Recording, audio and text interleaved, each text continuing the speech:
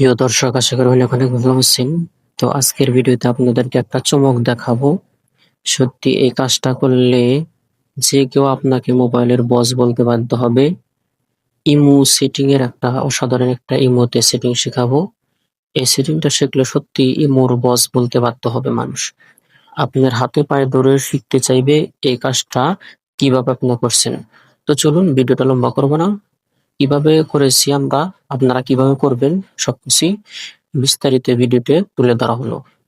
তো যে কোনো একটা আইডিতে আপনারা সিলেক্ট করবেন। সিলেক্ট করার পর উপরের দিকে দেখতে পাবেন থ্রি ডট আইকন আছে।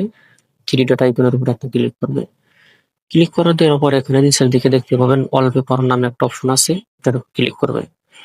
ক্লিক করে দেওয়ার পরে এখানে অনেকগুলো অপশন দেখতে পাবেন। এখান থেকে চাইলে আপনারা এই ওয়ালপেপার গুলো ব্যবহার করতে পারেন, অথবা আপনি চাইলে আপনার গ্যালারি থেকে যে কোনো একটা ছবি, আপনার প্রিয়জনের ছবি হোক অথবা আপনার নিজের ছবি এখানে ব্যবহার করতে পারবেন। হোম প্লাসে এখানে টাচ করলাম। টাচ করে দেওয়ার পরে এখানে আমার গ্যালারিটা শো হলো। তো আমি গ্যালারি থেকে যে কোনো একটা ছবি সিলেক্ট করে নিয়ে নেবো। এখান থেকে আমি ছবিটা সিলেক্ট করলাম। সিলেক্ট করার পরে আমি এখান থেকে এটা সেভ করার জন্য আপনারা নিচের দিকে দেখতে পাবেন টিক মারা আইকন আছে। তো টিক মারার উপর ক্লিক করে দেওয়ার পরে এখান থেকে দুইটা অপশন পাবেন। নিচের দিকে স্টার্ট ফর এই নিউ ফ্রি, এটা যদি আপনারা সিলেক্ট করেন নিচেরটা, তাহলে আপনারা সব ইমো অ্যাকাউন্টে আপনারা এই ছবিটা দেখতে পাবেন। আর যদি উপর কার্ডটা টাচ করেন, তাহলে যার আইডি শুধু তার উপরে, তার আইডিতেই মেসেজ করলে এই ছবিটা দেখতে পাবেন। তো আশা করি ভিডিওটা বুঝতে পারছেন। এটা আপনাদের অনেক কাজে লাগবে।